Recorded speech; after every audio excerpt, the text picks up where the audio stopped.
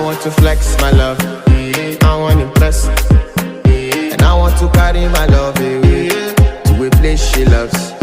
I'm